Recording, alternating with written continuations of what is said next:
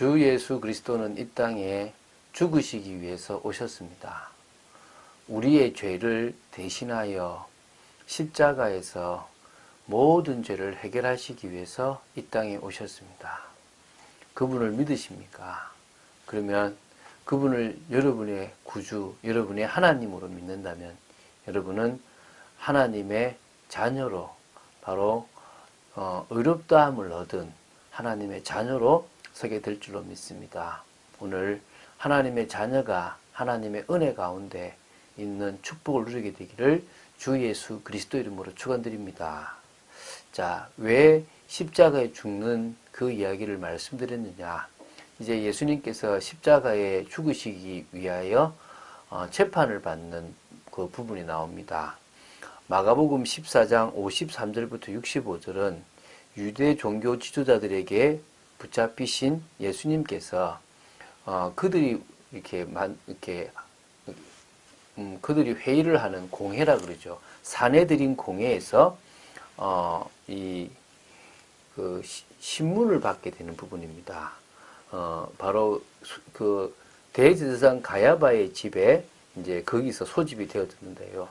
그 부분을 우리가 보면서 예수님이 이렇게 모함을 당했고 이렇게 죽임을 당하셨구나를 우리는 보게 되겠죠. 오늘은 거짓 증거를 막 찾는 모습들을 보게 될 것입니다. 그리고 이제 내일은 이거 두 번 나눠서 하는데요. 내일은 대제사장이 예수님을 신성모독죄로 거는 부분들이 나오거든요. 이 53절부터 59절까지 오늘 볼 거고 내일 60절부터 65절을 보도록 하겠습니다. 그래서 이 부분을 통하여 참 하나님을 믿는다라고 생각하는 사내들인 공회의 사람들이 진짜 믿는다면 할 수 없는 행동을 하고 있구나를 우리가 좀 보게 될 것입니다. 지금도 교회가 하나님을 믿는다면 목사도 사명을 감당하고 성도도 사명을 감당하는 사람이 될 것인데 하나님을 믿지 않는다면 오히려 어떤 일이 벌어지겠습니까? 돈벌이나 전문적인 뭔가의 이익을 위해서 살아가는 그런 명예를 위해서 살아가고 자기가 필요한 것들을 이루기 위해서 살아가는 그런 존재들로 바뀌지 않겠습니까? 오늘 진정으로 하나님의 은혜를 덧입는 그리고 정말 온전한 믿음으로서는 여러분 되시길 바랍니다. 자, 53절부터 59절까지를 한번 봐 나가겠는데요. 53절을 먼저 보겠습니다. 그들이 예수를 끌고 대제사장에게로 가니 대제사장들과 장로들과 서기관들이 다 모이더라. 자, 지금 예수님을 끌고 간 것은 이 대제사장의 집입니다. 그 당시 가야바가 대제사장직을 수행하고 있었지만 사실 전직 대제사장이었던 안나스, 이 가야바의 장인인데요. 이 안나스가 더 큰 힘을 이렇게 발휘하고 있었고 권력을 계속 쥐고 있었던 그때입니다. 그래서 이 가야바의 집에 오기 전에 이미 요한복음을 보면 18장 13절에 안나스의 집에 먼저 갔고 그래서 이 같이 아마 이 대제사장들이라고 하는 것 자체가 안나스와 가야바가 같이 이곳에 와가지고 지금 여기서 회의를 한다고 보시면 되겠습니다. 여기 보면 다 모이더라라고 얘기했는데 사내들인 공회는 70명, 71명, 그러니까 대제사장을 빼고 70명이든 71명 정도가 이렇게 모이는데요. 그게 다 모였다라고 보기는 어렵고요. 심의를 할 수 있는 그런 핵심 멤버가 다 모였다라는 개념으로 보시면 되겠고요. 사실 통상 이 사내들인 공회는 안식일이나 절기가 없는 날, 그것도 대낮에 해야 됩니다. 안 그러면 사실은 위법이고 불법이거든요. 근데 지금 밤중에, 그것도 새벽인데요, 가야바의 집에 모였단 말입니다. 이거 자체가 사실은 불법인 거죠. 그러니까 불법으로 모여서 불법으로 예수님을 지금 정죄하고 있다고 보시면 됩니다. 베드로가 예수를 멀찍이 따라 대제사장의 집들 안까지 들어가서 아래 사람들과 함께 앉아 풀을 쬐더라. 자, 사내들인 공회가 열린 대제사장 가야바의 집 안뜰까지 베드로가 왔습니다. 그것도 도망갔던 베드로가 몰래 들어와서 아래 사람들이란 말은 하속들 아닙니까? 그들과 같이 불을 지금 쬐고 있는 겁니다. 아마 도망을 갔다가 후회가 됐겠죠. 아, 예수님을 내가 도망가지 않는다 그랬는데, 내가 버리지 않는다 그랬는데, 라고 하면서 너무 가까이 갈 수는 없습니다. 왜? 지금 두려우니까. 그래서 멀찍이 따라가는데요. 요한복음에 보면, 요한복음 18장 15절 16절 보면, 대제사장 가야바하고 친분이 있었던 사람이 사도 요한이래요. 참 이 사도 요한은 대단한 인물인데, 이 사도 요한에 의해서 이 베드로도 어디 들어갈 수 있었냐면, 이 가야바의 집에 그것도 몰래 안뜰까지 들어가서 이게 불을 쬐고 있었다는 거예요. 아래 사람들과 같이 추우니까. 그때가 양력으로 3, 4월인데 새벽이니까 춥지 않겠습니까? 그쵸? 그러면서 이제 귀를 기울였겠죠. 앉아있는 이 아래 사람들의 말이 아니라 저 멀리 대제사장이 하고 있는 그 재판의 말에 귀를 기울이고 그 결과가 어땠을지 집중했지 않겠습니까?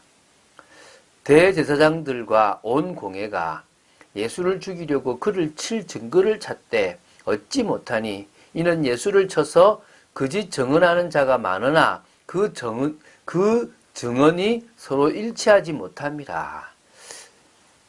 사내들인 공회가 아무리 예수님을 죽일 증거를 찾으려고 몸부림을 치고 막 이렇게 머리를 써도요, 찾을 수가 없었다고 얘기를 합니다. 그러니까 아마 이제 우리가 내일 볼 건데 거기서는 그들에게 찾을 수 있는 제목을 준 거죠.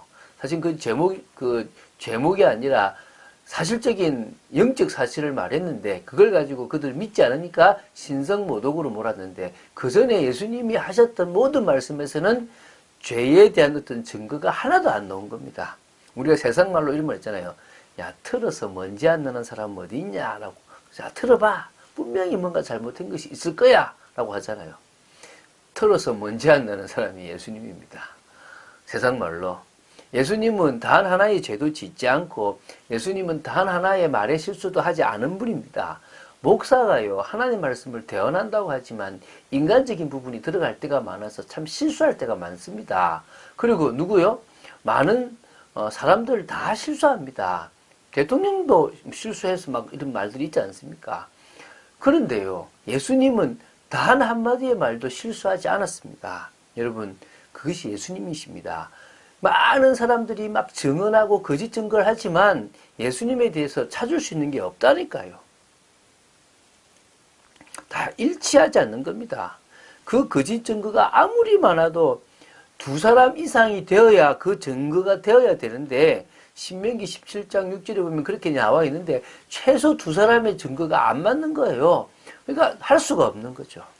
어떤 사람들이 일어나 예수를 쳐서 거짓 증언하여 이르되 우리가 그의 말을 들으니 손으로 지은 이 성전을 내가 헐고 손으로 짓지 아니한 다른 성전을 사흘 동안에 지으리라 하더라 하되 그 증언도 서로 일치하지 않더라. 자, 이제 한 증언을 예를 듭니다. 여러 증언이 있었고 증거를 댔는데 다 안 되잖아요. 그 중에 한 증거가 이제 사실은 이 요한복음 2장 19절에 했던 그런 증거죠.